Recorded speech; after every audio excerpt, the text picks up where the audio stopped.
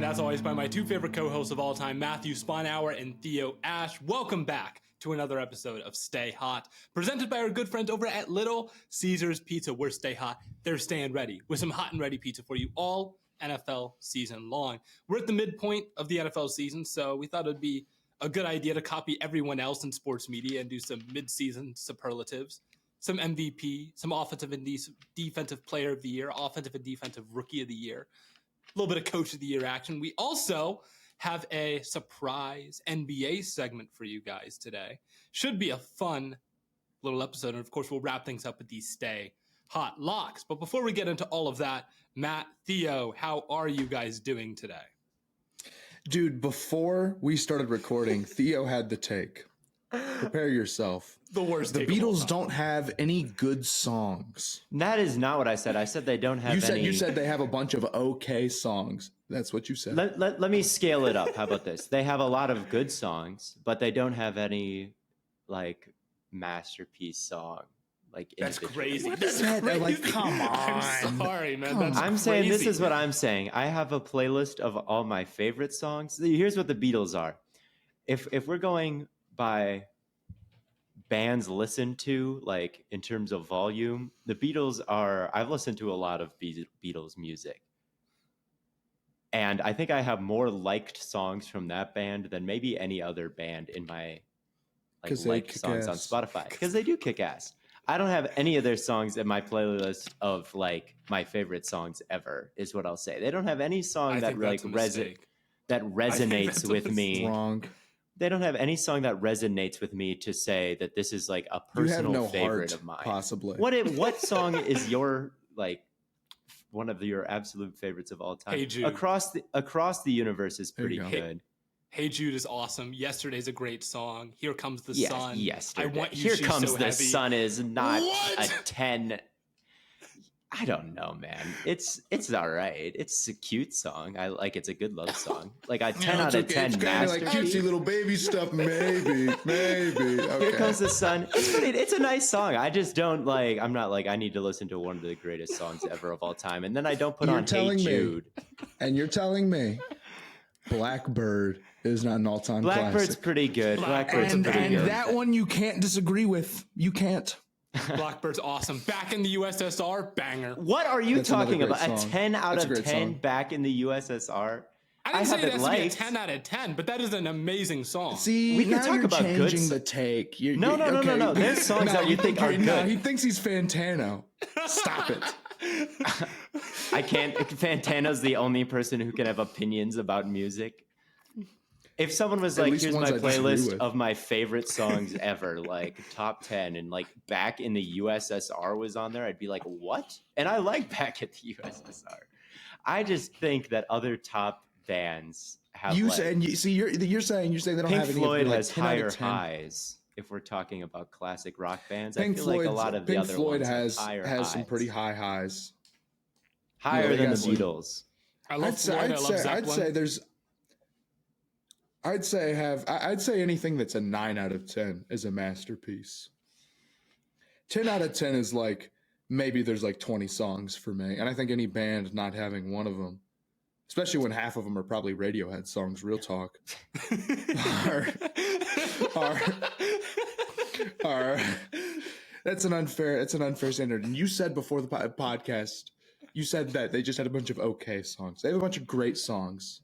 They do have Maybe a bunch not. of Maybe good not any of songs. them are your I all-time was favorites. I shouldn't be too hard on them because I listen to a ton of the Beatles and They're awesome. I do like them. They're I awesome. just don't think none of them. There's no Beatles song that has moved me to like a very crazy degree. I will say that. Not even Blackbird. Not even Come Together. Not even Come Together. like I like those songs a lot, but they're not tip top like all time great in my personal. What are some pantheon. all time great songs in your opinion? For me? What's your favorite song? My favorite song ever. Yeah. My favorite song ever is Farewell Transmission by Jason Molina. Songs Ohio, whatever you want to say. That is my favorite song. But this isn't about what my favorite songs are. This is just an opinion about the Beatles and that. Well, I think it kind of is They about don't what have your that. favorite songs Why are. isn't Like your favorite song a Beatles song? It's just not. If I were to put together a top 50, I don't think there would be a Beatles song in there. Not even Is this Blackberry's unfathomable? Is this unfathomable? Yep. And wrong. I don't know. You know what else happened to me this weekend? What What this happened to week? you? I won a game of Fortnite for the first time, probably ever on Xbox, I think. Really? It was they brought back the map that I played on the last time I really was playing Fortnite heavily. Honestly, it could have I don't know any of the additions since then. I just kind of got bored around this time, and that it all seemed to leave me behind. But now that it was back, I re-downloaded it, ran duos, and in the second match, Solo queue? it was duos. Yeah, but like, I don't know what the queue was. It was not were you platinum. Playing with were you playing with like a random, or were? No, I was playing with my friend. Okay. It could have been all bots in the lobby for all I know. Like I honestly was not the party leader, but I have never in all my time. I suck. I'm really, really bad. But I was able to clock a win, and then we lost the rest of the night. But for that one moment, I thought it was a notable enough accomplishment that I was going to bring it up. Congratulations on your Fortnite win. Thank you. Thank you. Playing Fortnite. I've won a Fortnite game before. Long time ago, though. Yeah. I haven't played Fortnite in so long. Neither had I before last game. But that's what the fact that you immediately said I haven't played in so long and not I have won once or more. No, that's interesting. It lets me know your record. Known Fortnite loser, Blaiden Curry. Oh yeah, I mostly play Rocket League now. Occasionally Madden. Are you getting the Lightning McQueen skin? Bro, I don't pay for. No, I'm not gonna pay for a skin. Broke. I can't lie. I know you. I know you have a couple. He'll Fortnite will buy skins in the a bank, house, but not a Fortnite skin. Wow. I guess we know where your priorities lie. Yeah, bro. So yeah, maybe if you guys just stopped buying so many Fortnite skins, you'd be financially stable. Like, hey, I don't have any Fortnite. I don't have any Fortnite skins, and I don't have a house. No, but I did log into Rocket. I was like, why is Lightning McQueen on my screen right now? It is a pretty good skin to offer, I will say that. Do they have like other characters from that? Well, no. It's just like different color variations of Lightning McQueen, pretty much. That's lame. You can be like the red light. You can I be was like the blue dude. He's my favorite, I think. You can be like a blue Lightning McQueen. You can be a blue Lightning McQueen. Yeah, yes, Dinoco Lightning. Unless he was a bad guy, I really don't remember. In which case, I hate him. No, he was good. Dinoco was cool. Wait, do you mean Doc Hudson or do you mean the race car? Doc Hudson was cool too, but I mean the race car. Okay. Yeah, they were both perfect. Like, yeah. The only villain was Chick Hicks, I guess. In the first one. Well, in the second one, the villain was like almost Hitler type of figure. Like he was the second one took a weird turn. Yeah, it was. And then the third one was Jackson Storm. I didn't watch the third one. The third one's better than the second one. Anything would be better than the second one, dude. The second one is. I don't know why they wrote it the way they did. Why they made that the plot line. It is very typical that the second movie is usually worse than the first. Except for Star Wars. Star Wars is perfect. I agree. The second Star Wars movie is not that worse than the first. The second Star Wars, yeah. Not episode 2. Episode 2 is really bad. But, heck, I digress. If we want to talk about some football. Possibly. Possibly. It is a sports podcast. Maybe we should. We are at the midpoint of the NFL season. And again, we're doing the thing that everyone is doing, giving midseason superlatives. I think we just start off with MVP Or The big no, one. should we save MVP for last? Nah, let's do MVP. All right, we'll do MVP right off the bat. It's Myles Garrett, obviously. Right. Ooh, I thought No. about that. Like, what would Myles did you Garrett have? actually? I did. He's Which been- kind of he's gives been away balling. my Defensive Player of the Year take, but he. So wait, It's is not Myles not your defensive player of the year? No, I'm just saying, like, MVP consideration for Myles is not the most I outlandish guess thing so. I've ever Well, heard. I know some especially people this have year. been saying Crosby. I mean, Crosby's up there, but we're talking about MVP right now. Yeah, but Who I is your think- MVP? it's not Tua. That's for damn sure. Oh, Is that was so D- emphatic. Dolphins I wish we fans are had- not going. One of us needs to be a Tua bro. One of us needs to do it. It's too Matt. It's on you. Should I- It should I- can't should be I do it Blair. just- I am Should I do it already just kind to of fuck you with know. Dolphins fans? Just be like, yeah, Tua's the MVP. He's been playing great, man. Yeah, he's been playing pretty good. Yeah, He but has he's been had playing a good. couple of stinkers though. Well, so Who has hasn't? everyone this year, except for Oh. maybe Lamar hasn't had a total bad game yet. Who is just your don't have MVP though? numbers. I can think of one other person who hasn't had like a complete stinker. Who is it? Stroud. Is he your MVP? I think so. I think if you were to put like it would either be Stroud or Lamar. I think if you were to put a lot of other quarterbacks this year in Stroud's situation, we'd be like, oh well, the weapons aren't that good. I mean, we make that talk for Herbert all the time. Oh, the weapons aren't that good. The offensive line's not that good. Oh, he's just a rookie. Like, there's a lot of potential excuses for why Stroud wouldn't be playing well, and all of his numbers are super, super fantastic. The team is on the brink of making the playoffs. Like, I'm fully in on, like, I think Stroud deserves legitimate MVP consideration right now. I don't hate it. I do not hate the take. I do not hate it because CJ Stroud has played a fantastic season. He has Yes. only one pick all year. Yes. He has 14 touchdowns. Yes. He is, I think, top 5 in DVOA and DYAR on Football Outsiders. Yeah, he's top 10 or top 5 in every, like, The advanced major metric. metrics put him in some pretty good company. I do not hate the take.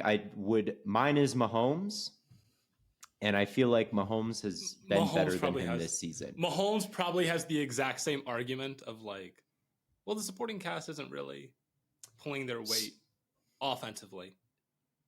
Stroud did have the Panthers game where the offense didn't put up any points.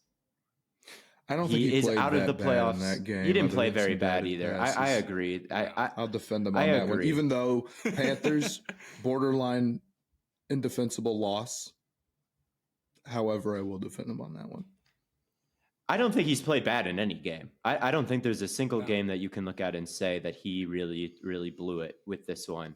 I just think the overall offensive output of the Texans and the fact that they're out of the playoffs and just the fact that Mahomes is a better quarterback than Stroud with better numbers this year and his team is better and the offense is better with a terrible running game with weapons that are just as bad. I mean, Kelsey is an equalizer. He certainly still is. But I even think Kelsey has lost a bit of a step compared to even last year. Don't kill me, Matt. I just think that there's a degree of speed and explosiveness that, like, kind of when I watch him, I'm like, I don't know if he can run that deep cross and outrun anybody on that anymore. But like obviously underneath in the second reaction plays when Mahomes says, I thought he was going to run a corner. Like, that's what it said in the playbook. I knew he was going to run that post.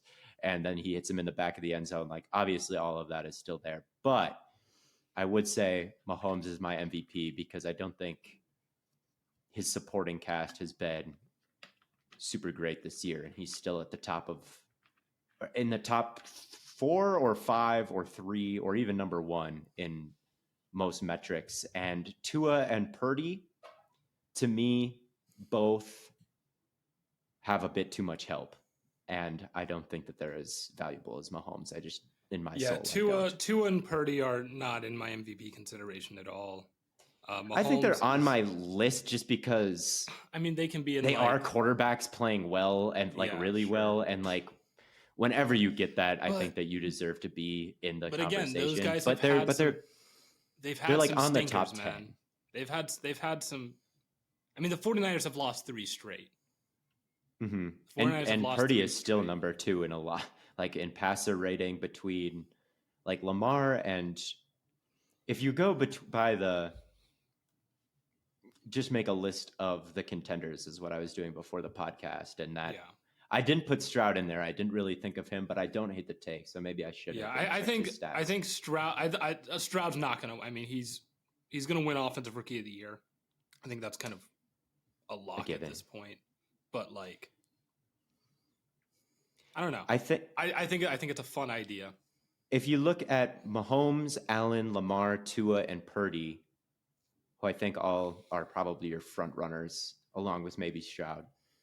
Like Purdy and Tua are number 1 in yards per attempt. Like they're number 1 and 2 in EPA. They're number 1 and 2 in explosive play rate over those other guys. Like they are number 1 in a lot of the metrics, but I just don't think Purdy and Tua are more valuable. Yeah, so I would give them an award. They're not the catalyst for their. And Mahomes isn't far behind either. So I think that you're kind of making the judgment call is like, are they so far in front, or is Tua so far in front that it makes up for the gap in talent around him? And I don't think Tua is that far in front of Mahomes. Matt, what are your thoughts? You've been kind of quiet. I have Mahomes as well as my MVP. And I think it's between him and Allen. What it comes down to is all those stats measure out basically how good is the passing offense, not necessarily how good is a quarterback. So when you look at them, you shouldn't be asking yourself who's the highest. You should be asking yourself who has the most impressive position considering the talent around them. And to me, that's Mahomes. To do what he's doing with really a horrible receiving core is incredibly impressive. Lamar also, I think, should be in that conversation. The numbers won't ever back it up for him because, like, a lot of what he does just won't show up. Like, a lot of it is just between not going to show up. And a lot of it is between the 20s right now. He's like I said on Twitter, like he always ends. He's not the drive finisher. Yeah, and that kills him. That kills him as far as fantasy Gus goes. Edwards is, and Mahomes is a steals total the drive touchdown. finisher, where that like he throws so many 1-yard touchdowns over the course of his career. However, but I think, go ahead, Matt. I don't think there's an argument for Stroud being MVP whatsoever. I think that he's a dark horse at this point. I agree that like his as it stands over right now, Mahomes, how the rest of the season plays out, he's close enough. He's in competition for it. He's in the standings, distance. no doubt. Striking distance, right. But his argument is, well, there should be a case for him. If there was, I think you could just genuinely argue him as MVP. His argument is a scaled back version of Mahomes. But like nobody believes that he's better than Mahomes this year. No, he's not. Or Allen. Or Lamar. Well, maybe somebody will believe he's better than Allen because of the turnovers and the big stinkers. I guess I was about to say no one's gonna believe he's better than Allen. Yeah, plenty of people. Fair enough, but like he is within striking distance. I absolutely will give him that. I don't think his weapons are that bad. They're not amazing or anything, but Collins and Dell and Schultz have been pretty good this year. They have all Collins in particular. Well, yeah. They've been good. Yeah. And when we're talking about Mahomes, like, yes, he has Travis Kelce, but he also has not just like no receiver weapons. He has negatives at receiver. Serious His best negatives. receiver is Rashee Rice. So right, like it's an incredible detriment, and it's amazing that the Chiefs are still like top 5 in passing offense, and I don't think they would be with any other quarterback. So he's my MVP. And it's a little bit boring, and it's like kind of a Mahomes statistical down see, year. I was trying to have some fun because I'm like, I know they're just going to pick Mahomes. I can appreciate having some fun. I think the fun take is Lamar, in my opinion. And it's close. There's a case for Lamar. That's a more interesting discussion. I think Lamar is like I love Lamar as far as, but like he does not have the numbers to back it up. I don't even think it's so much about the numbers as much as it is like he actually does have help this year, like maybe more than Mahomes actually at this point. Oh, definitely. Now Yeah. that No question, he has more help than Mahomes. Yeah. because he has, Andrews and Flowers has been very good this year, and I think Monken has ended up with doing a really great job balancing that running end. I agree. But he is the catalyst. The game plan is so much better. He has, although Lamar is part of the reason that run game is just so good. Here's the problem. It's impossible to imagine what the Ravens offense would look like with another quarterback. Right. Maybe Allen. When they're hurt last year, Lamar has a really strong. I mean another MVP can. I mean, okay, we could talk about any of the top like 15 guys. How would they look if they were out? Really bad. Right. They'd be, of course, like the Ravens are going to stink if they lose their starting quarterback. Yeah. So it's like every team that has like a good starting quarterback, It's just like the things like we talk about, like how Lamar can steal gap, or like it's another gap you have to account for, and you have to allocate another player to guard Lamar specifically on every single play, on runs and passes, and there just aren't numbers that account for that. Really, there isn't a stat that says like, oh yeah, gaps stolen per game. I don't. Lamar has also. There's been the fumbles, which have been a bit of an issue. Where does the Chiefs' offense rank in comparison with the Bengals? The Chiefs are number 5 in EPA per play. The Bengals are number 7. So the Chiefs still, over the course of the year, have that advantage, at least in terms of EPA, which I know is not the end-all, be-all. In success rate, we have Baltimore narrowly ahead of the Chiefs. So it's really, really close in terms of offensive output. I think that they are both super, like they're both, I mean, you take away Mahomes, you take away Allen, and the Bills are in that conversation as well. The Bills are number 1 in success rate, and the Bills are number 3 in EPA per play. So Allen is in. To me, it comes down to those three, and it is the boring take. But I think that at the moment, Mahomes, the advanced metrics tend to say it's Mahomes, and I feel like just in our heart of hearts, we just kind of know that Mahomes is the most valuable, and he is. It could change though. It's very close, and I do think close. Stroud has a chance at it. I think Lamar, I think Allen, all have arguments, or at least are in position to have an argument at the end of the year. So I think Tua and Purdy also have arguments. I just don't buy them. The problem for me with Tua and Purdy is they have other guys on their team that also have arguments for MVP. I think Tyreek is going to be in that conversation. I think McCaffrey's going to be. He's going to get a stray vote. I agree. So it's like, are you really going to give Tua the MVP if you're willing to even consider Tyreek for the award? I wouldn't. It is. If you're going to be the most valuable player, like carrying the team the most, and you have another player of that caliber on your team, it's kind of hard to be the one who's carrying your team the most. Right. I think it's Mahomes right now. I just think he's but that's kind of a cowardly choice. I think the brave take, and one that I could be very easily talked into, is Lamar. But right now, my vote would be Mahomes. I think they put the most on his plate, and their tackles aren't good either in Kansas City. Like their offensive line, not.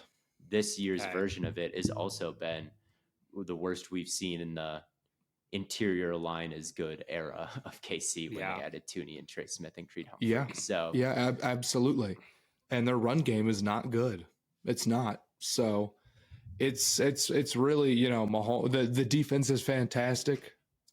They deserve a lot of credit. That's the same. But if we're looking purely at their offense, it's top 5 in EPA per play. It's a top 5 offense, I would say. It's because Mahomes is just so nice. Yep. He is. I wish I could say Jalen Hurts. He just Hurts has been Hurts is having like a very like he'll probably get a few stray votes too. It's tough because like with an offense as good as his, he needs to be like number one.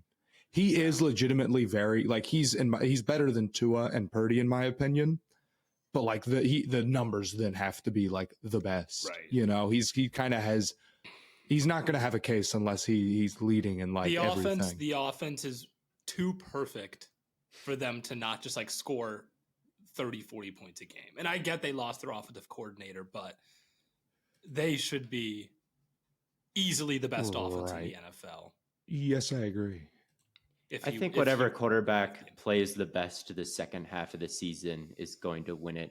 I really think that this first half, no one has really separated themselves enough to lose any ground.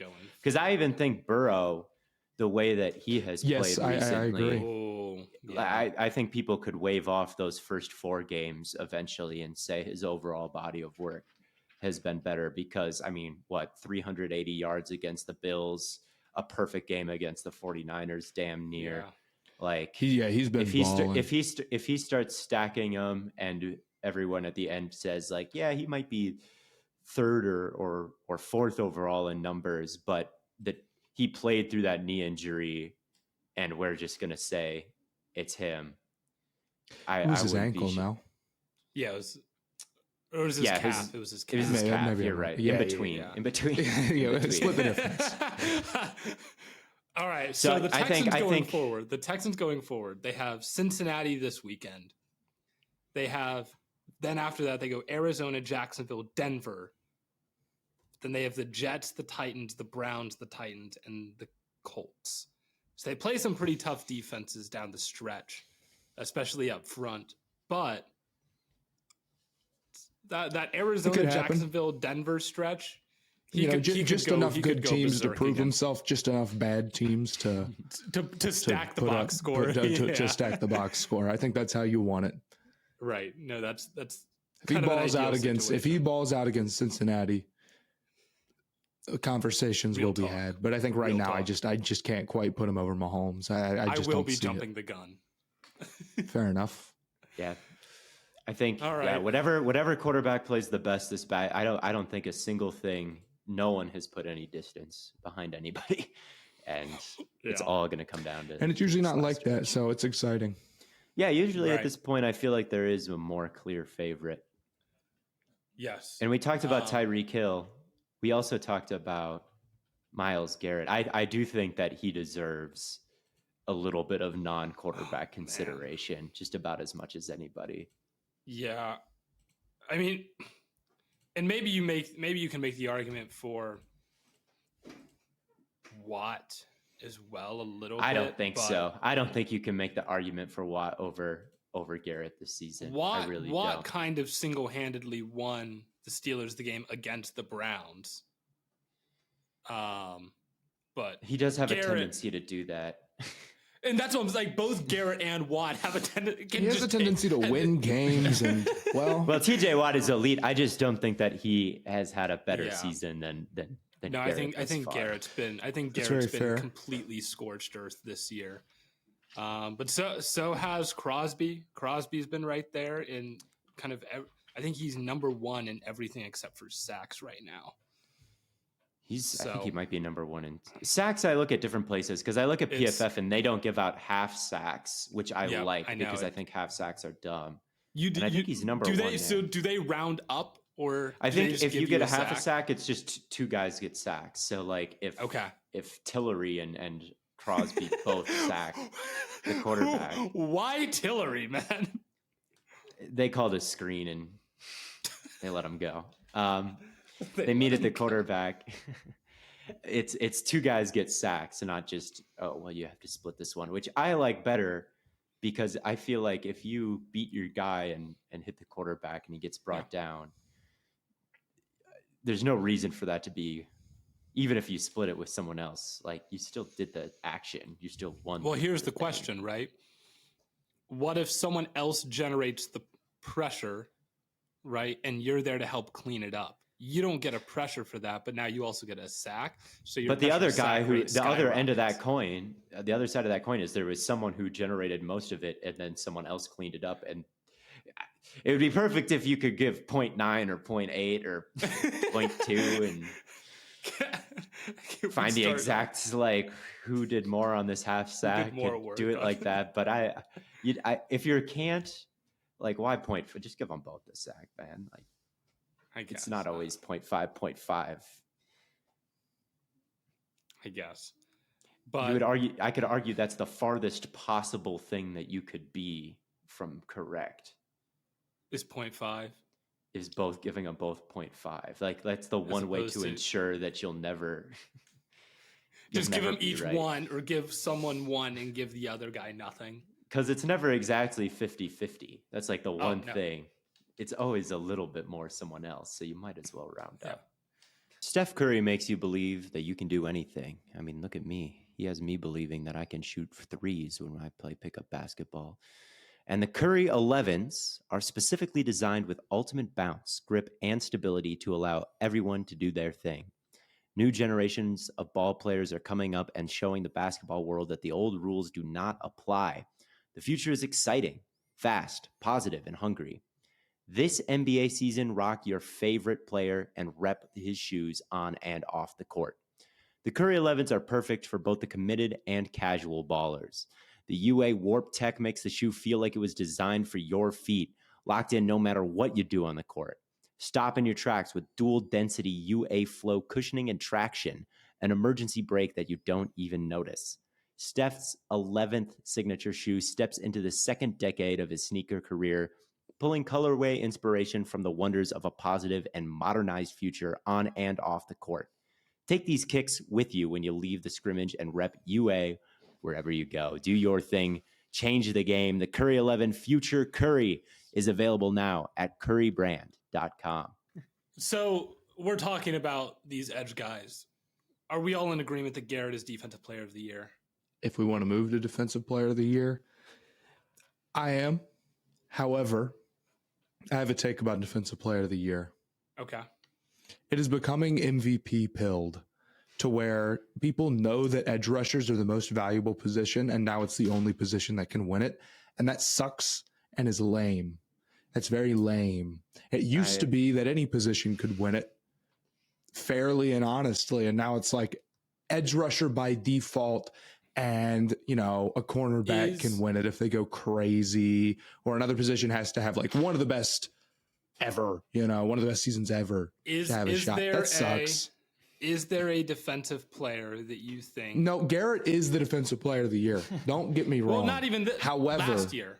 What about last year? I don't know. I don't remember. Like Chris Fred Jones Warner was didn't my even get a look. Chris Jones, like, even, you know, or like I mean, like, cornerback number 1 maybe should have gotten a look. I don't know who that was last year. I don't know. But you can make a real case that Sauce, honestly, Sauce had a real case. And he had no hope of winning it because he was a rookie corner, and it's had he not been a rookie, based. This is gonna be the same thing that's gonna happen with Stroud. Stroud's gonna have the best quarterback season. He's gonna play the best second half of the year. I think it's the other way around with Stroud. I think because he's a rookie, he's getting more helpful. You think Stroud has a better chance to win MVP than Sauce did to win Defensive Player of the Year last year? Yes. I taking out like how they're playing. Yeah.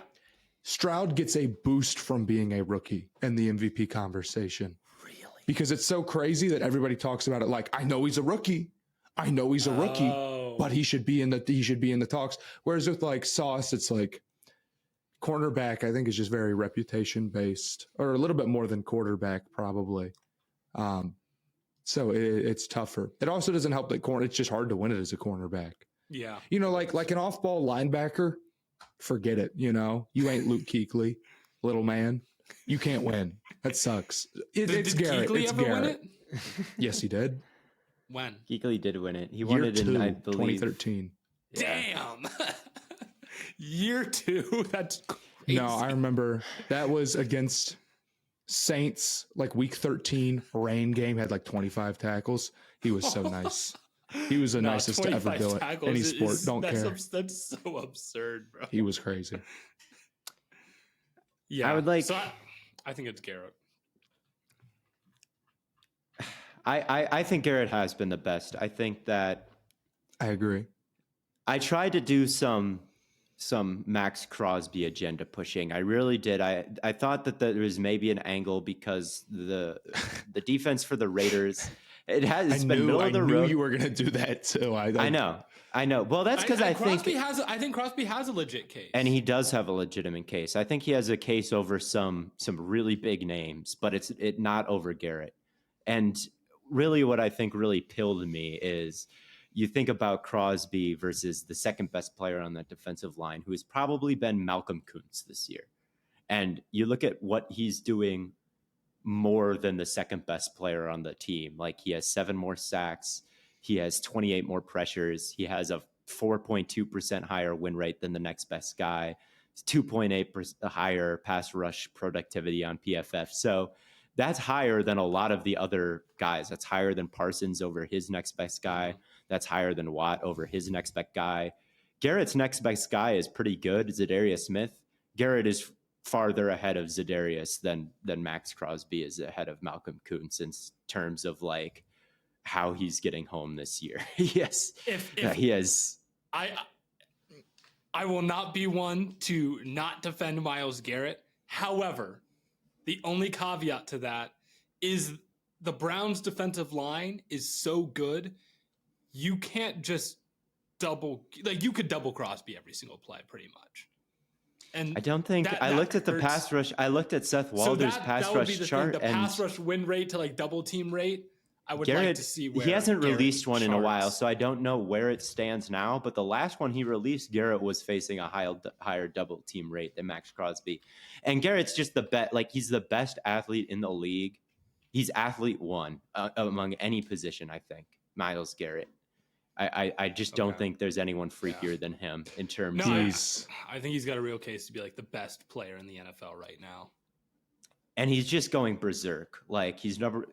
I know in the past it's been Steelers fans who say, like, oh, of course Garrett has all the efficiency numbers and he has the athleticism, but TJ actually has the sacks. He actually has the pressures. Like he actually has the forced fumbles. And like this year, Garrett is leading the league in sacks. Like he has a ton of pressures. Like he has a higher everything than TJ Watt right now. More tackles. Like it's just Garrett, man. Like he looks the best and he's statistically the best and he's the centerpiece of a historically good defense right now. Like it's Myles Garrett. I'm trying to find. Yeah, I don't disagree. I think the one thing that hurts him and like is just the total numbers won't be as good because the Browns defense gets off the field too much. He doesn't have like the number of like pass rushing snaps that a lot of those other guys do, at least who are at the tippy top of like pressures and sacks. It makes it a little bit harder. Like his win rate is the highest. I feel like totals matter a little bit less in the defensive player of the year race. And I feel like it's been that way since Aaron Donald won it over TJ Watt in 2020, because I remember like JJ Watt and all the Steelers fans had the graphic of all the raw numbers.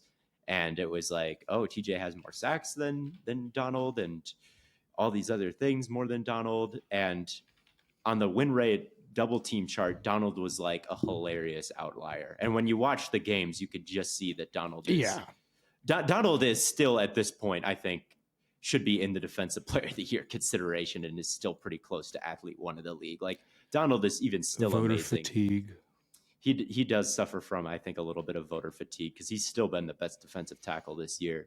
But at any rate, I think that efficiency matters. I just think that for defensive player of the year, there has been a precedent set of like efficiency is even what matters more than totals, which I don't. It is almost entirely that chart now. Oh my god, that chart decides depoy. It does. It does. I just looked it up. Myles Garrett is number 1 in number 2 in pass rush win rate, barely behind Micah Parsons, and they are pretty far ahead of everyone else. But Myles Garrett is, by a pretty significant margin, the highest on double team rate. Yeah, you have to double him. I mean, you simply have to. He's just too much for anybody to deal with one-on-one. And he I think he had a good shot at Defensive Player of the Year last year and didn't get it because I don't know if it is just the chart, because I think then he would have won it last year. I think it's a healthy dose of the chart and a healthy dose of like. It's a very healthy dose numbers. of the chart. It's the damn chart, and I'm sick of it. That chart doesn't exist for corners or safeties. I got three things to say, and then I'm done. On deep boy. You guys can say what. Number one, Garrett has the most important thing going for him. He's due. He's so due for a deep boy. He's due. He's due. I mean, we've been predicting him since this podcast started, which is pretty much. I mean, with that, I think covered 3 NFL eventually, seasons now. And it was just like eventually he's going to win it, and you'll be right. And then this is the time. Number two, he's had like his Heisman moment, which is blocking that kick. Oh my god, that's winning the Colts game by himself. And number three, totally unrelated. I'm looking back at the good old days when off-ball linebackers could win it. Man, back in 2002, they gave it to Derek Brooks, and they made him 4th in MVP voting. They will never do that again. Those are the good old days, man. Would you be open? Now. Would you be open to it's just an edge-heavy era with Parsons and Watt and Garrett and Crosby? I think that's kind of what it is. Is like some eras just have different. It's value. It's all value, man.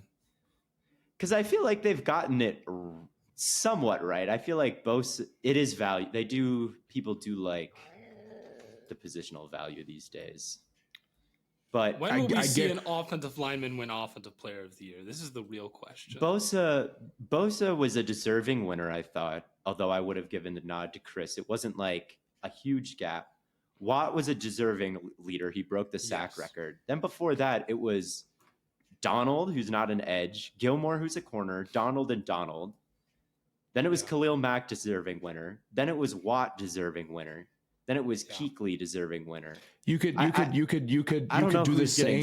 You could do the same thing with Heisman, where it's like every Heisman quarterback isn't necessarily not deserving, but the fact that it's always a quarterback is pretty telling. Last year, you are telling me the best 7 defensive players in the NFL were all defensive linemen, because that was a top 7 in deep boy voting. Sauce Gardner got 4 points. Fitzpatrick got 1. No, there's no possible way. It's so biased towards pass rushers and defensive linemen. It's ridiculous. You are right that the top 7 was all defensive linemen, and Fred Warner did not garner a vote. Minkah Fitzpatrick didn't get a vote. Incredible. Yeah, Minkah Fitzpatrick, who was incredible last year, didn't get any attention. Maybe going forward, it will be all defensive linemen, because I think our stats and awareness of like pressure and all that has leaped ahead of awareness of being able to track coverages. So I agree that it's headed in that direction, but we are I also get giving it to an edge, because the edges right now I think are notably.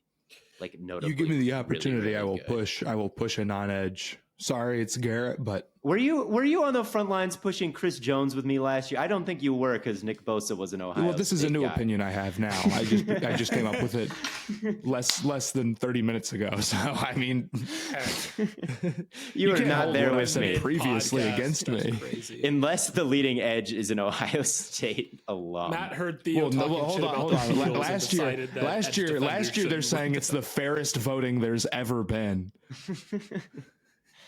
I don't know. Not since 2013 have we seen voting so fair.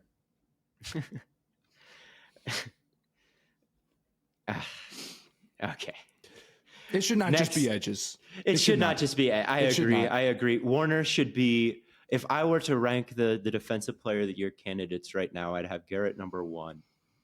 I would have. No one else matters. I would have Warner number 2, and then I would have Parsons number 3 and Crosby number 4. And I guess TJ Watt number 5. That would be my ballot. And that is a lot of edges. That is a lot of edges. But the guys who I don't know if any safeties deserve it this year. You just have to do more as a safety than you do as an edge. It's just harder to track their impact. No. Grant Delpit. Get the fuck out of here. Not Grant Delpit. No. Grant Delpit. Grant Delpit has been a dog this year, He's been a dog this year. Jim Schwartz fixed him. Let's go. Who else would non-edges? I do think Aaron Donald. I do think Aaron Donald deserves a little bit of Dalvin Tomlinson. No. Do any corners deserve it this year? I know Sauce was better than the 8th best defensive player last year. That's all I'm saying. I know that. Sauce has missed some games. He's been... No, I'm not saying this year. Look. I'm not putting anybody on the spot this year. All right, we're going to vote for Garrett. He's going to get his. The narrative pushing starts next year that it needs to be. I can live with an edge or a pass rusher or defensive lineman winning it. It can't be top 10. It's an exclusive defensive line award. That's wrong. Fred Warner should be higher than plus 3,500 right now. He should be higher than... He has no hope. I'm looking at just DraftKings here, or I don't think we're sponsored, so I think I could say that. But on their odds, I'm not saying to go bet on their thing. Aiden Hutchinson is above Fred Warner. Chris Jones is above Fred Warner. I don't agree with those two. Apparently, is Parsons the actual favorite? I don't know if these odds are even... I don't even know if I buy these odds, actually. Why would Parsons be the favorite? Parsons has had a great year. He's extremely nice, but too. Here's another... This is another odds. Then it has Parsons as Myles Garrett as tied. I didn't realize Aiden Hutchinson was 4th in odds and above Max Crosby. Crosby should not be plus 4,000. That's way too low. Now. Put money on. Well, I don't think it's going to win, I guess. Let me check the FanDuel Sportsbook real quick. Anyway. You know, I like to go out and work out and go to the gym every day that I possibly can. But recently, I'd been plateauing. I wasn't getting bigger. I wasn't getting stronger. And that's the opposite of what I want. And I didn't know what to do. That's when I downloaded Fitbod. Fitbod is an app that can give you personal planned workouts that fit your exact needs right down to a T. Now, not only is that going to help you get bigger and stronger, but it's going to make going to the gym easier. Instead of having to go there and write down what you want, like your program to be, and go and do all this research about what you want your program to be, which to me has been like more work than actually just going to the gym. You can just get it from the app. Take it off your phone. You don't even have to know what you're doing before you get to the gym. You check it, boom, you're good. If you'd like to try it out, it's never been easier to get the results you've always wanted. Check out Fitbod. Get 25% off your subscription at fitbod.me/stayhot. That's fitbod.me/stayhot. Anyway, offensive player of the year. Yes. Who do you guys? I have Tyreek Hill. For that? I'm lame and boring, so I also have my crazy takes of Mahomes, Garrett, and Tyreek Hill. I also stand with you. Dude, he's on pace for 2,000 yards through more than half the season now for him. That would be the greatest receiver season ever, right up there with the greatest receiver season ever. And he also really is super valuable. So, not that it should be a value award. Offensive linemen should win it. Fullbacks should win it even. But, yeah. Give it to Patrick Ricard, man. He's nuts. Yeah, I think when you look at what the best offense has been so far, and I think number one is still Miami, despite some of their recent speed bumps. And Tyreek is the crown jewel of everything that they do, absolutely everything. And he's been doubled this year versus the Eagles and he still burns it. He's number one in receiving yards and first downs and touchdowns. And he's behind, I think, CeeDee Lamb and A.J. Brown in receiver EPA. But still, it's not far enough behind that A.J. Brown is a tempting pick. I was about to say, I think A.J. Brown needs some consideration. A.J. Brown does need does need a shout, as he's definitely probably second on my ballot, I would say. But I think overall, he's not above. I think it's still fair to say that when we're judging these awards, it's okay to just look at yards and touchdowns and stuff. I think it's tough to explain to the players sometimes that you had 9 touchdowns and someone else had 4 and their EPA. I'm okay with EPA that for per play. offensive player of the year. I mean, if we want to go and defensive yards, player of the year with touchdowns. like sacks and stuff, like someone might have more pressure or higher pressure rate, but if someone's stats are like significantly better in terms of like, well, they picked off all these passes and they had all these sacks, like why are you throwing PFF stuff at me? Like I think that's somewhat valid, and Tyreek is number 1 in all those metrics. Plus he's really good in every advanced metric. He's number 1 in drops. All those. No, McCaffrey's number 1 in total touchdowns. Yeah.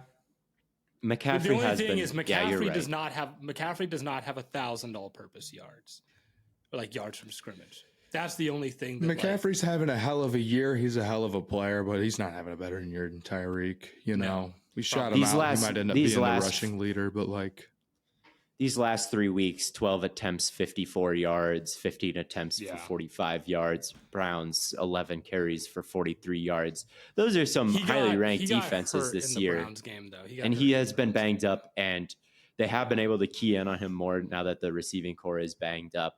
So, like, I don't think that those games make him a bad running back or anything like that. But I do think they put him behind Tyreek in the accolades department. Actually, they should give it to Amari Cooper because he's the only. And I think they also put him behind A.J. Brown in the offensive player of the year department. I'd vote for A.J. Brown, but before I vote for McCaffrey. I might agree. A.J. Brown has just been a freak this year, man. Yeah, he's been pretty crazy. How many straight games did he hit 125 versus Dallas? I guess I didn't check the box score after that game. I don't know, but I know he's he's neck and neck with Tyreek for yards. Mm-hmm.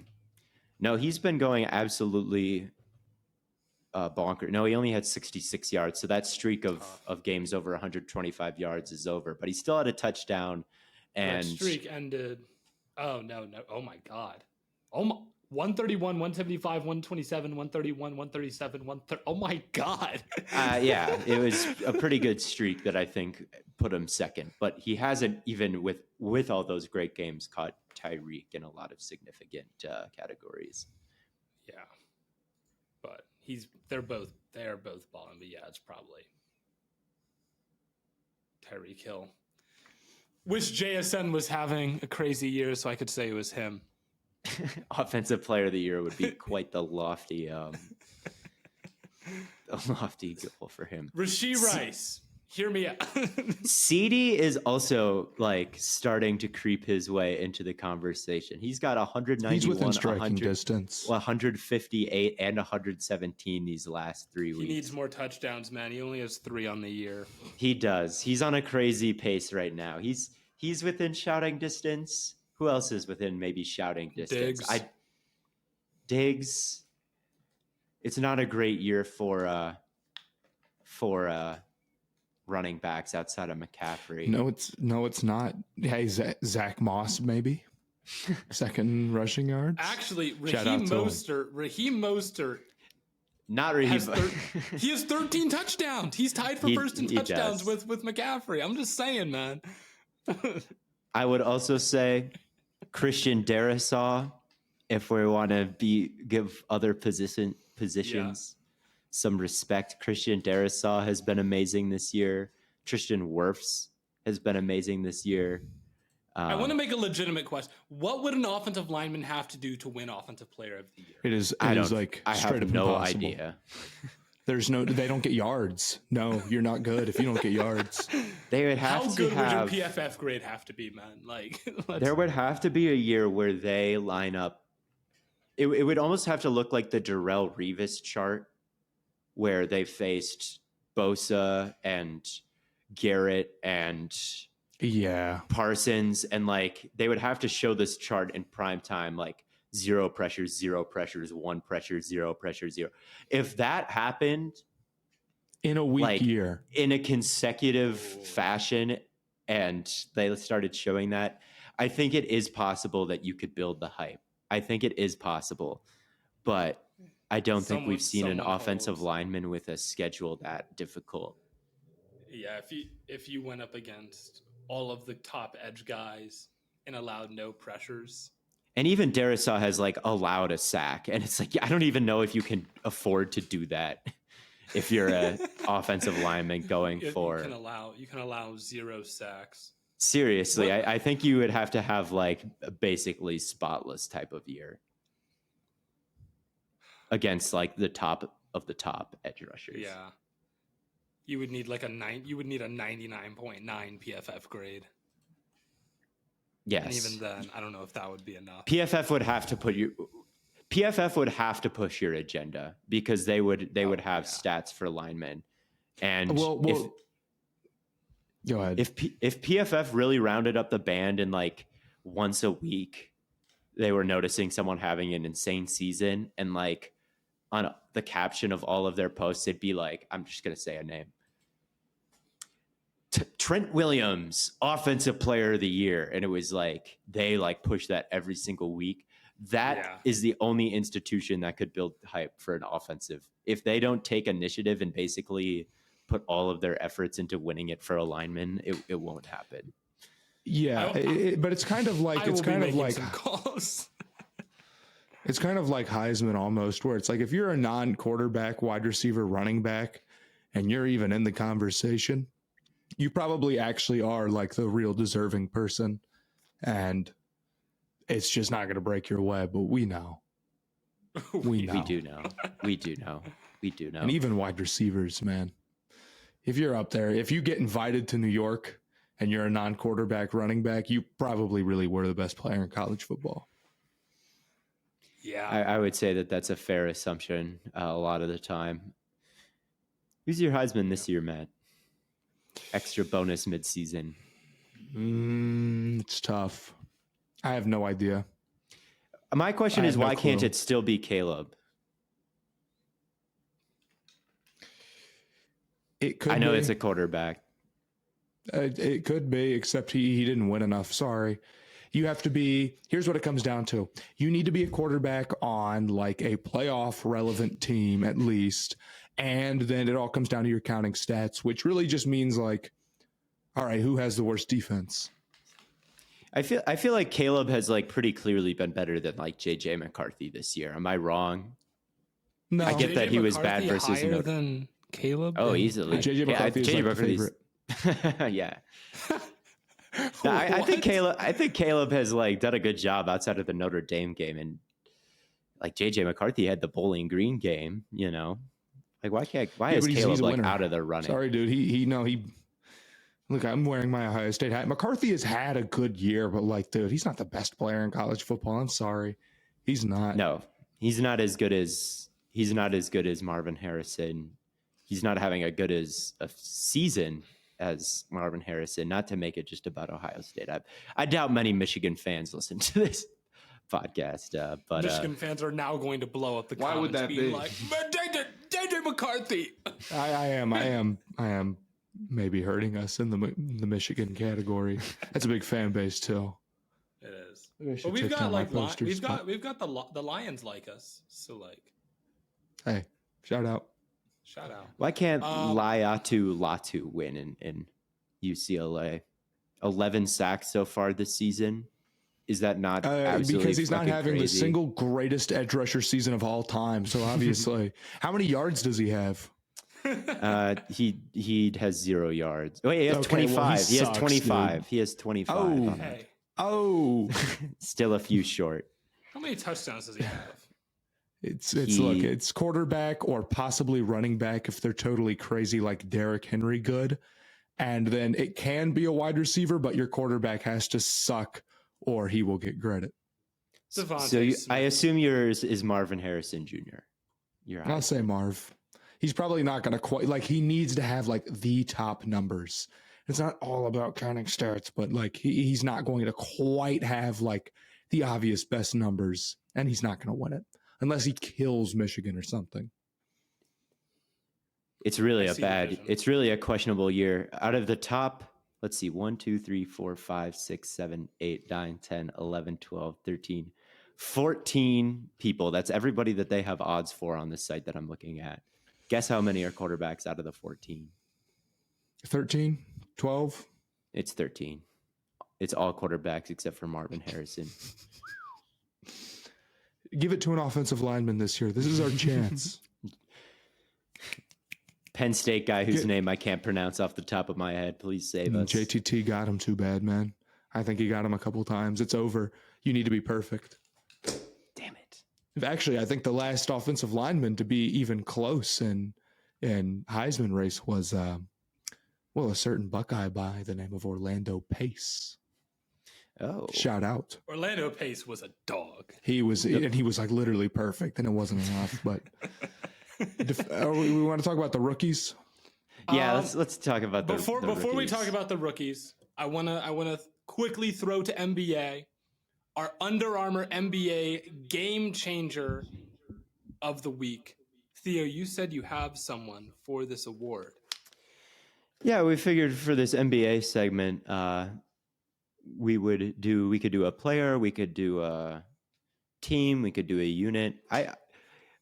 I thought of the Houston Rockets offense, or just kind of the Houston Rockets in general, as the NBA game changer of the week, showing some legitimate promise in their rebuild and actually looking like a very competent team with a top half of the league offense and a top half of the league defense so far. I think almost borderline top 10 in both categories. I think they're 9th in offense and 11th in defense, according to the central metric in cleaning the glass. And I watched a couple of their games recently, just in the background while I'm watching film. So I'm no expert, but they're just so money from three, and they'll call those high screens. And if you go under them, if you give anybody any kind of space, they can just launch. And it's been a total barrage for them here recently. And then on the defensive end, like Jabari Smith and Dylan Brooks and who else is good on defense? Sengun. I don't know if he's so much of a defensive guy, but obviously he's got the court vision. Like altogether, they've got the pieces for what's really been a good, like not a competent, not a okay, but a positive team here the opening few weeks of the season after being so horrifically bad and being the favorites to get Wembanyama or one of them towards the end of last year. They got a lot of guys who can, I mean, any of those centers who can move the ball well are always going to make their offenses so much better. I mean, that's why Sabonis is so good.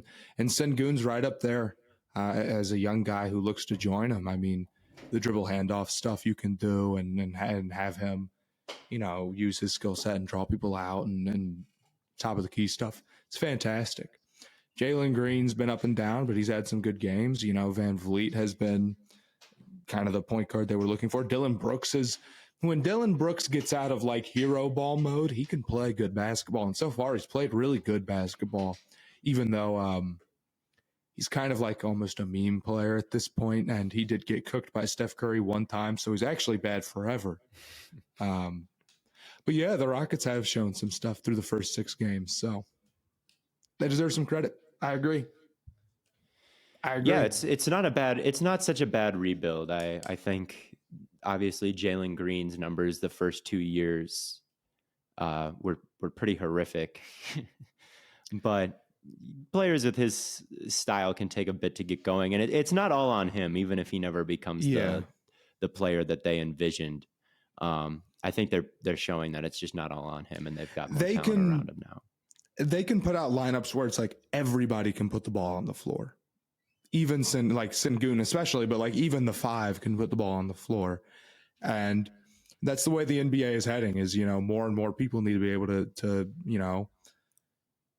just attack when there's an opportunity to. They have a lot of they still have some guys off the bench, but like you look at their best five and they all can, and creates a really, really, what's been a pretty strong offense so far. So they've got some potential for sure. Even if the Van Vliet and the Brooks contracts were big, it doesn't mean that they're not good players on the floor.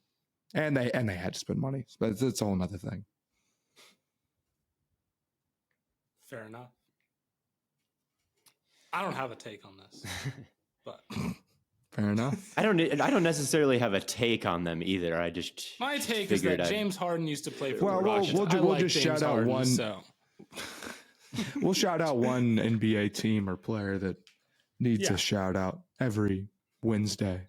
The Rockets need all the it's positive publicity that they can get. I feel like the Rockets always get shit on, and Jalen Green has been getting shit on since, somewhat deservedly so. I can't lie that his numbers have been, good or anything. NFT like dunk that. not helping. NFT dunk didn't help. Painting nails didn't help.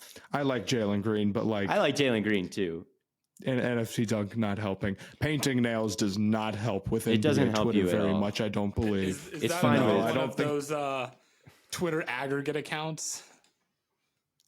Yeah, what do you? Yeah. Did you see? The painting nails. Whoever getting mad at the painted nails is always crazy. It'll happen again with Caleb. I saw Connor Burns on TikTok, the Bears guy, who was giving his Caleb scouting report, and the first thing he said is like, "I don't know about the painted nails." I'm like, God, what? Whoa, what do you mean by that? I've been thinking about doing a parody of that, where I'm like, here's a picture of Caleb Williams wearing pink. What the hell is going on? What is going on? His mom's an acrylic. His mom is an acrylic nails designer. What's I think you should go against his mom. You hate his mom, is what you're saying, or you hate something else? They want to say a slurs. I don't know. I feel like the painted nails didn't help. I feel like you're delusional if painted nails is any kind of hang up for you. But well, see, it's kind of like two levels, because on the one hand, he painted his nails. On the other hand, he did a cuss word on his nails. Now that's pretty cool. Oh, right. He did say so it really balances out for me. I don't know how to feel about it. If he painted his nails and they were really bad, maybe you could like, if they looked like shit, you could be like, what is he doing? That's the only way, is if you have a stylistic problem. Right. With that. Well, because then it's a skill issue at that point, It's like, if he can't focus on painting his nails, how is he going to be able to focus on the game of basketball? It does not go with his uniform. It does not match. Only fashion TikTok can have a problem with anybody painting their nails if they know how things go together. But that's the only conceivable way. So true. It's just ridiculous. But yeah, so we want to get back to the rookies and maybe coach of the year. If you're anything like me, trying to get last minute tickets to see some of your favorite events, whether that be sports games, concerts, comedy shows, whatever, the best place to get those tickets is the Game Time app. Because whether you're trying to see Ohio State football, or maybe you're trying to get ready for the college football playoffs, you don't want to be scrambling, trying to find the best seat. You don't want to be unsure of where you're going to be sitting. You don't want to be getting gouged out of crazy prices. So the best place to get last minute tickets at the best price, where you can even see a preview of your seats before you even buy them, the best place to do all of that is Game Time. So use the code BlaidenK. Take the guesswork out of buying tickets. Download the Game Time app or go to gametime.co and use the code BlaidenK to get $20 off your first purchase. You're already getting the best price. You're already getting last minute tickets. Why not take an extra $20 off? Make your life a little bit easier. Terms apply. Again, create an account and use the code BlaidenK. That's BLAIDENK to get $20 off. Download the Game Time app today.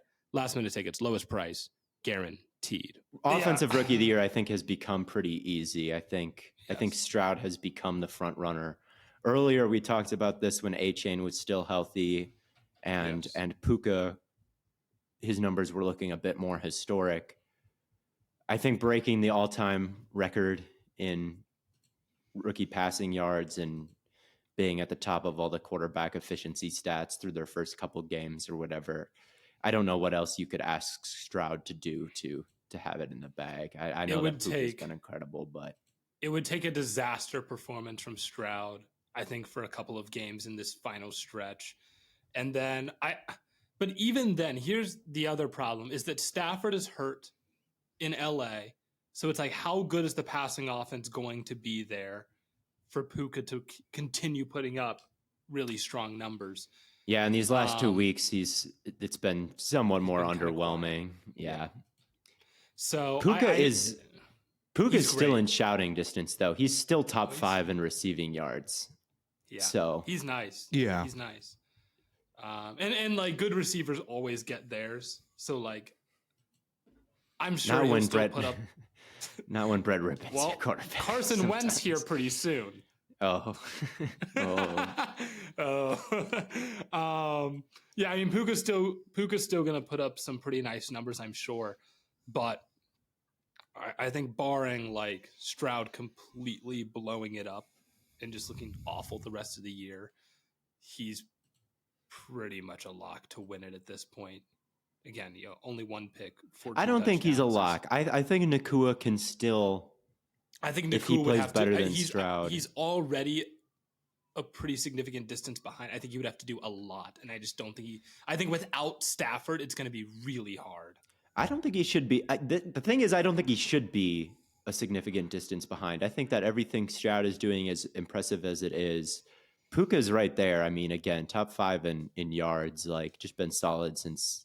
More than solid. He's been fantastic since day one. Like, yeah, as a wide receiver season, like if he still could pass Diggs in receiving yards, I don't know if he'll catch AJ and Tyreek Hill, but man, if he finishes top 3 and Stroud maybe has a down second half of the year, I think Puka could easily win it if he outplays him down the stretch. I just don't think I think Stroud is legit, and I think he's going to maintain his pace. So I predict Stroud, and he's a quarterback, so obviously. We saw with the Jefferson Herbert year, like I think Jefferson had a better year than Herbert did among his respective position, but Herbert still won. So there's a little bit of that.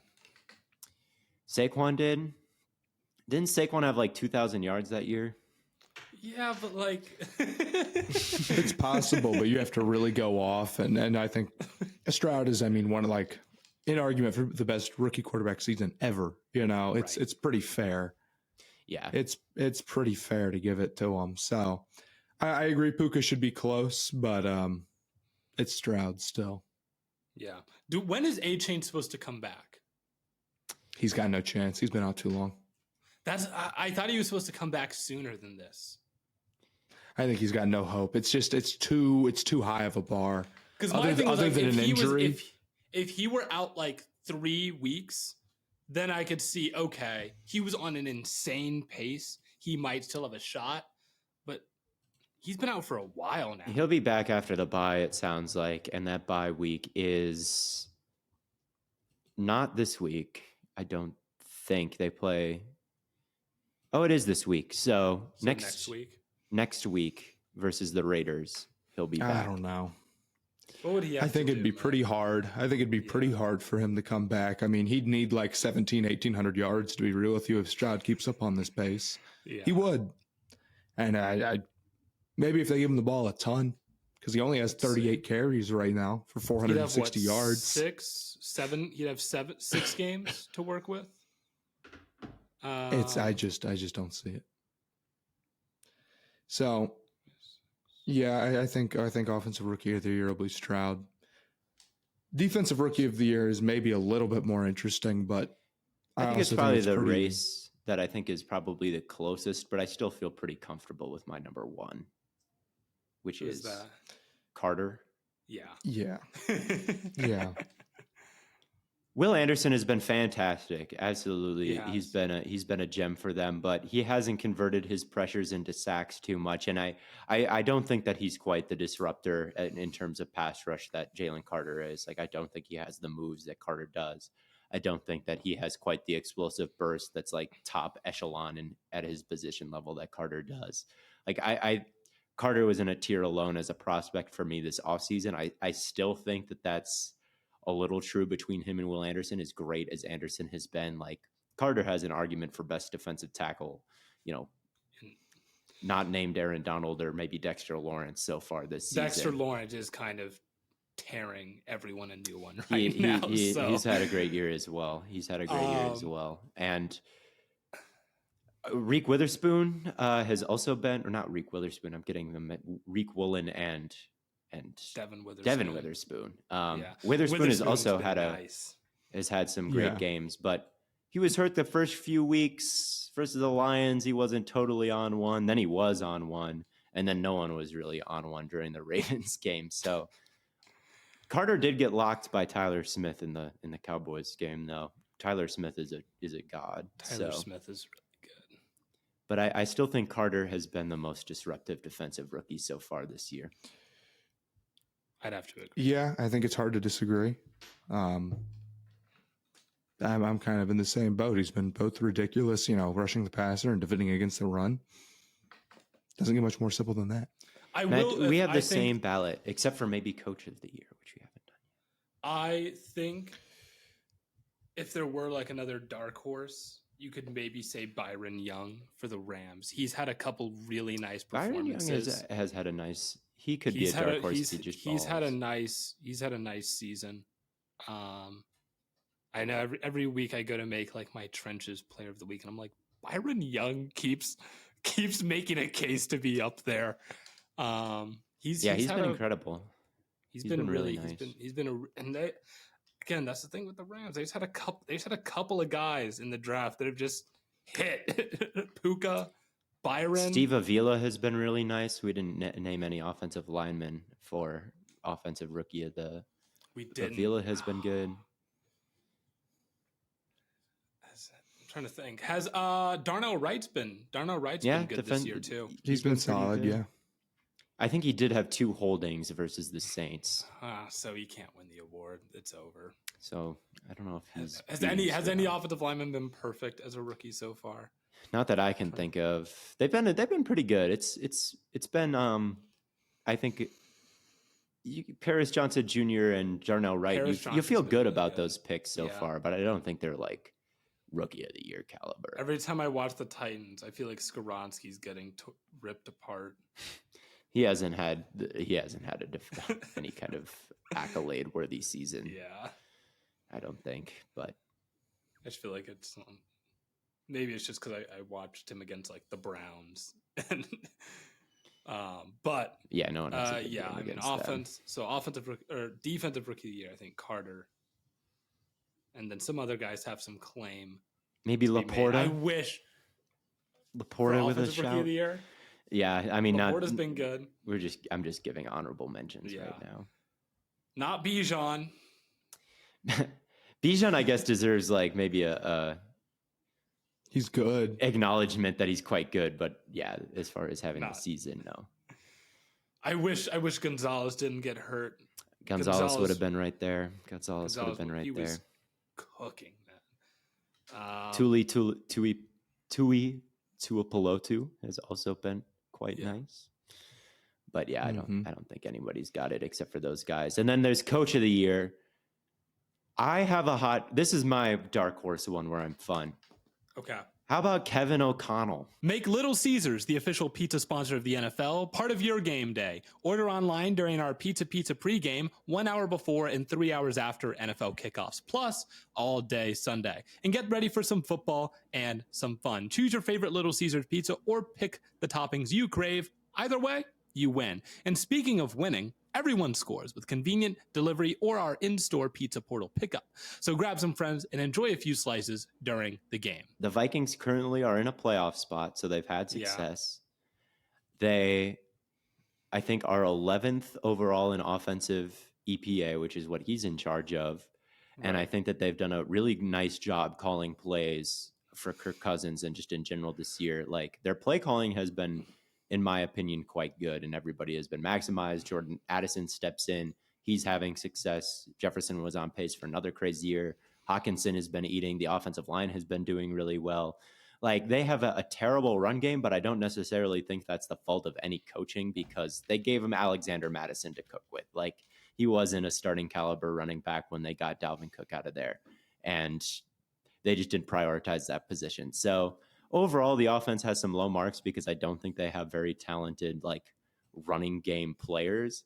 But is what Kevin O'Connell can control, I think has been quite good. And he's coming off kind of a coaching masterclass where they were allowing Josh Dobbs to be viable. As impressive as it was for Dobbs, like I think it's just as impressive for O'Connell to kind of get the ship right after Cousins' injury. And even Jaren Hall had a big drive in that game. And then I know that they technically give out like assistant coach of the year, and maybe that could be Flores. But if we want to give like all the credit for the Vikings coaching assistant to coach of the year is Jim Schwartz. Schwartz also has been baller, but the Vikings defense is way ahead of schedule because of scheme. And that's not Kevin O'Connell, but it is his staff. So maybe you could give him some points for that as well. Yeah, I think D'Amico Ryans deserves some credit. Yep, that's a great one. I as like well, D'Amico a lot too. Or maybe if we want to talk about just overperforming, maybe Tomlin, honestly. I can't argue. Yeah. I can't argue. It's hard. I don't have the strongest opinions about that. I argued Mike Tomlin last year. I thought he had a really good case for it. He always does, man. I say Tomlin can't win because he is responsible for Matt Canada still being on the staff. Enough. And he is directly responsible for the offense being as bad as it has been. So I would not consider Tomlin, but he does just always seem to have. But he's a winner. He is a winner. He's a winner. That is someone where you can say he just wins. And then, of course, there's Mike McDaniel. Who obviously got to beat just some teams with winning records. It's definitely if things get back on course, he'll be the favorite again. I also think you could maybe give one to Harbaugh just because he has assembled such a good staff like Mike McDonald and Monken, and to have the team playing at probably the highest level in the league right now.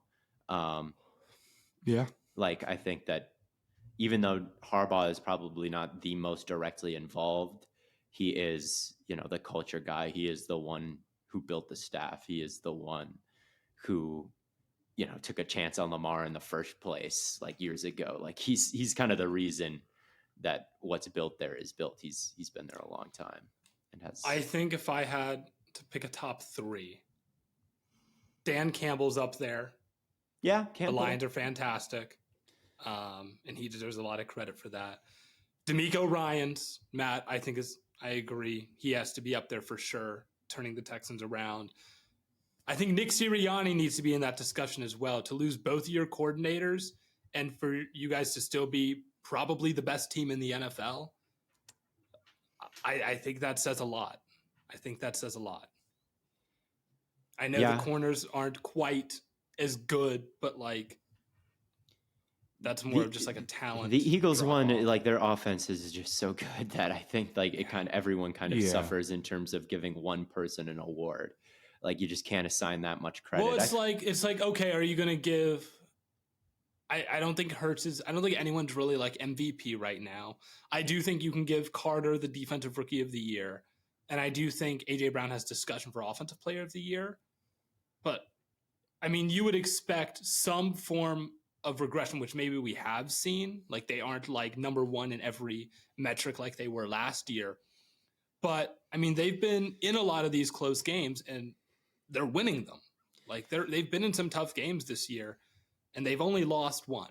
The Eagles probably are number one in any power ranking right now. Right now, no. Like maybe you think some teams could beat them, but I don't know if any. If it was a college AP poll, the Eagles would be in that top. Yeah, they would be I think they would be number one.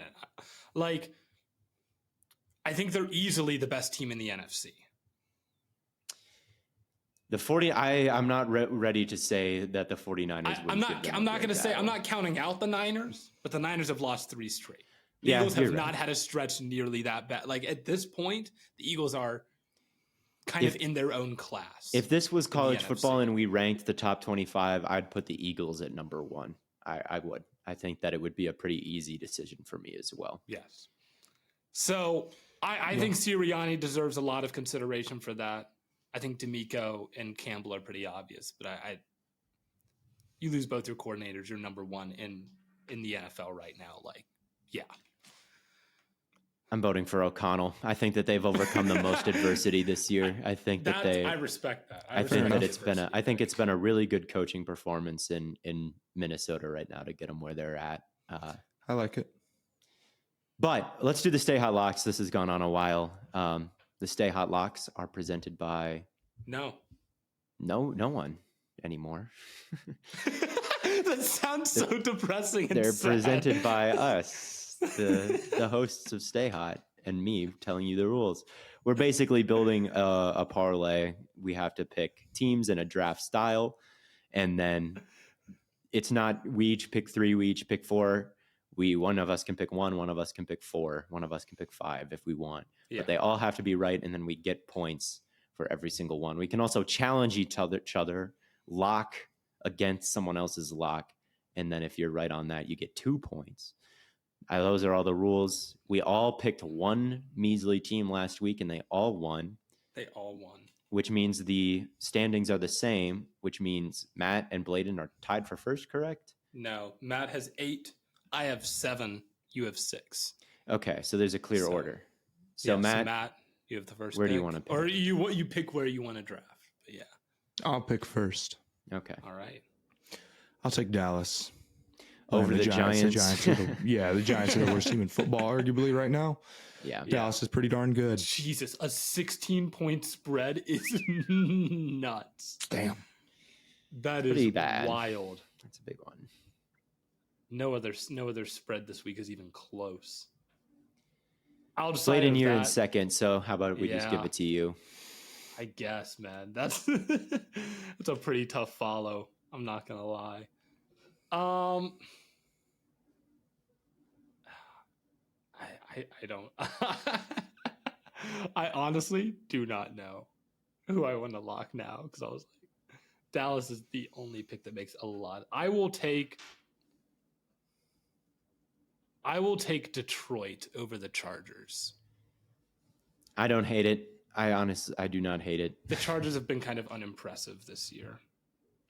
Yeah, I agree. Even against the Jets, I don't think it was necessarily some performance that the Chargers fans can feel too fantastic about. So, right. Given what we were working with this week, I can see it. So I'm Theo, next. You have the turn here. Yes, I do. I will take the Bengals over the Texans. I know the Texans are playing at a very, very high level right now. Or Stroud played at a very high level last week. They still allowed a shit ton of points to the Buccaneers. I don't think they're playing anywhere near where the Bengals are at right now. So fair enough. As good as Stroud is. The next pick also. I will go with. Let's see who are other good teams playing. The Ravens. Oh God, are they? They're playing the Browns. Yeah.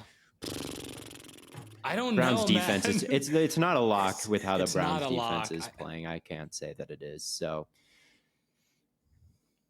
man, it's a tough week outside of like Cowboys. Yeah. There's one other game I'm considering, but I don't know if I'm confident enough in it. I am not confident enough after last week in the Seahawks over the Commanders. Sorry, Seahawks, you're on timeout for 1 week, and I'm not picking you over the Commanders. Kyler is playing, so I don't want to pick against the Cardinals because I think Kyler's good. I'm gonna go with the Steelers over the Packers. Tomlin devil magic over how not buttoned up the Packers have been this year. Like it's hard for me to believe the Packers are gonna turn it around and beat a team that looks so much more ready to win ugly games. I think the Packers are ready to lose, and if they win, I won't be upset. So I'll go with the Steelers and fade my own emotions. That is fair. And that's all I'm going to do. I kind of I'm looking at Buffalo, Denver, but Denver's kind of hot-ish. And Buffalo, they just lost to the Bengals. They lost a couple weeks before to the Patriots. I don't know, man. It's just like, that feels like a trap game to me. Yeah, I don't know if there's anything else here that's really worth locking. But I kind of want to take another one just to try and... Maybe I should just play it a little bit safe. Maybe that's the move. You could lock against me and take the Packers. Oh yeah, man. Yeah, let me challenge Matt real quick. Lock the Giants while I'm at it. The Packers are a better bet than the Giants.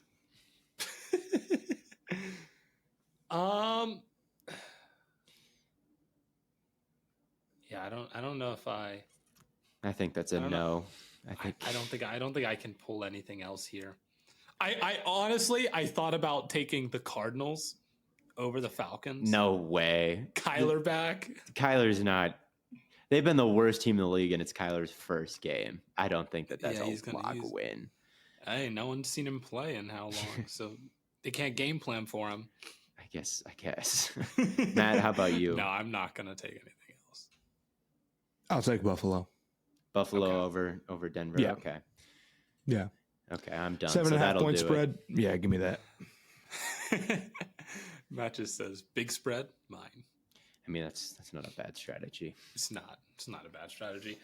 Well, Matt, do you want to take another? No, I'm all good.